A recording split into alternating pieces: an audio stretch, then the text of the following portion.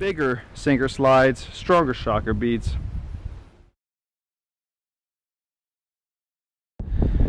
Alright, so now that we have our bottom rigs ready, right, let's go cast these bottom rigs out. Let's put some fresh bait on them, and then let us catch some catfish.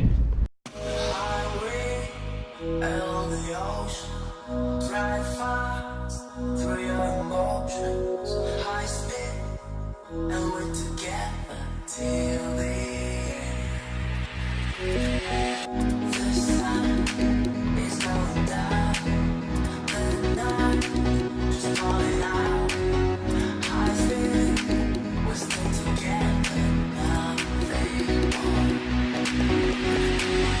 Highway along the ocean, drive fast through your emotions. Well guys, it looks like we have a nice sized channel catfish on over here. And now it's on a big sunfish head. It's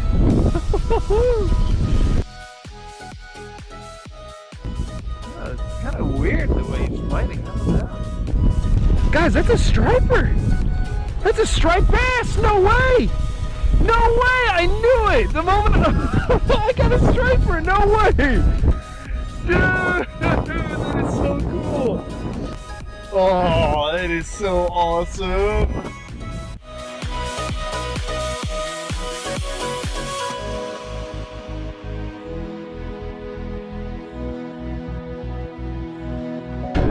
Yeah. Look at that, huh?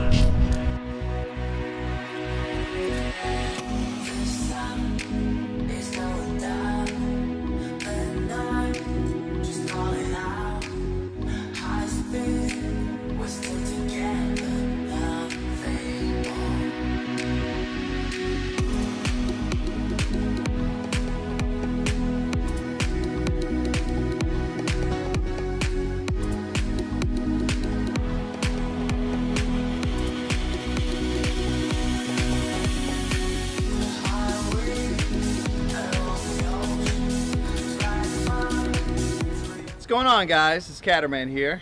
Welcome back to Catfish Basics 101. Today we are going to talk about how to make a bottom rig for catfishing. Now this bottom rig is going to lead into two other types of bottom rigs that I use. So follow along. Let's get this party started.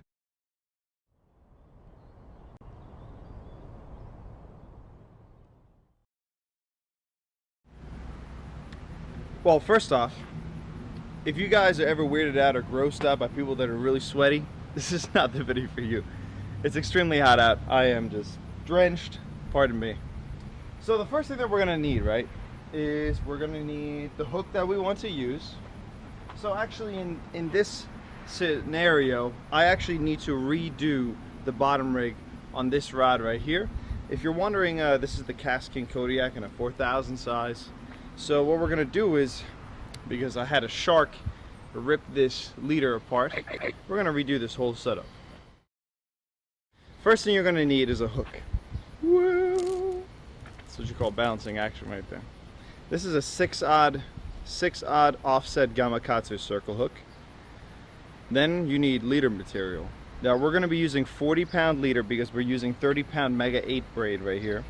And I always like to do my leader about the same or stronger than the line, at least in situations where I'm not worried about it breaking off. If you're going into a snaggy area, please use a lighter leader than the whole setup so you can snap off if you need to.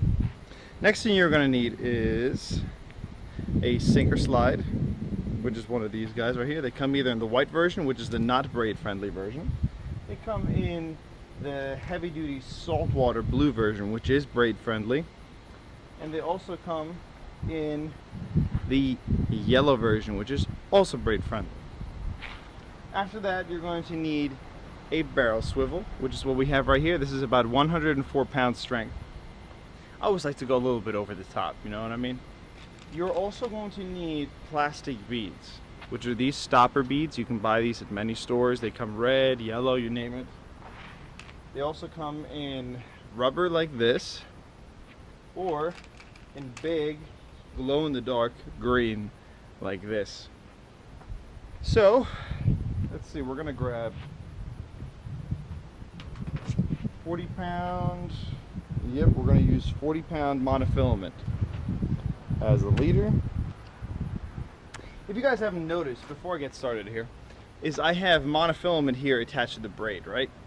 I always recommend to you guys that you have at least, if you're using braid and you're bottom fishing in an area where there's rocks or just in general, I always recommend you do at least a third length of your rod of a shock leader. Now you can do up to, with a spinning rod, up to a half of your rod, because spinning rods, the casting distance isn't affected much by how long your leader is compared to casting rods and bait casters, where it's really important to have a shorter leader so you can cast well. What this is going to do is, this is a shock leader, and so if you're in a rocky area and you know braid and rocks don't mix or anything like that it might rub against, this shock leader is going to prevent you from being torn off really quick and easy. So it's important to use either monofilament or fluorocarbon or fluorocoat or copolymer line. So right here I've got about, I'd say almost like 36 inches of a shock leader. And so the shock leader is what we're going to replace. Now, I'm not going to show you guys how to work with wire, but I'm actually using steel wire right here for this hook, just because I am taking this out right now to fish also for sharks and saltwater species. But if we're talking about catfish, this is also called a Carolina rig. This is what we're going after. This is the bottom catfishing rig that most people use, and it's really effective. You're also going to need lead. So this is a no-roll sinker. The line goes right through here, comes out here, and it slides right along on the leader. This is really good to use in not very snaggy areas, so it just sits in the sand on the bottom. If you're using the sinker slide, of course, though, not threading the line through the lead, you're going to want to have maybe a pyramid sinker like this with an attachable spot up there, or a river sinker up here where you can attach the sinker slide over here like this. See? Just clap it on right there. Boop. There's the river sinker. If we want to put the pyramid sinker on right here, like that, boom, it's right on there. So let's first off, let's take this shock leader off. Alright. Simple, easy does it. Okay, so we have our 40 pound monofilament leader right here. And now what we're going to do is the Albright knot.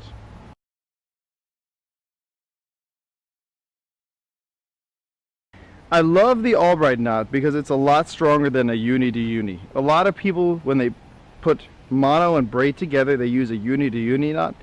Don't do that. I'm telling you, do the Albright knot. It's going to be worth the effort and the extra time you put into it. It's way stronger. Okay, so now we've attached the main line. So now we can choose either between, do we want to slide the sinker on like this? And what you do then is you'd first take the sinker, right? So now the sinker's on there. Then you take the shocker bead right here. And then you would attach that to the barrel swivel with a Palomar knot.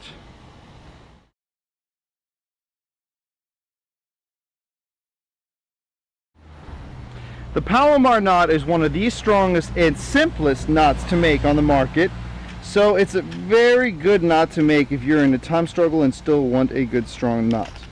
Now I usually do Albright, which is for the shock leader, to Palomar, which connects the shock leader to the barrel swivel, and then the hook gets a Palomar knot if I'm using live bait. And if I'm using cut bait, I will usually snell it. That's because with the Palomar knot on live bait, the hook can move around. That's good. But if you snell it with cut bait, it's going to keep that cut bait straight. It's not going to let it wiggle around too much, and you're going to get better hookups. So if we're using a sinker slide, we would put that sinker slide first, and I usually like to do it with the clip part going down on the line like this, so that the clip is like outside like this, so even if the weight gets stuck, it just pulls like that and doesn't open up the clip. So that, then we're going to grab our shocker bead, we're going to pop that on too, and then we're going to make the Palomar knot.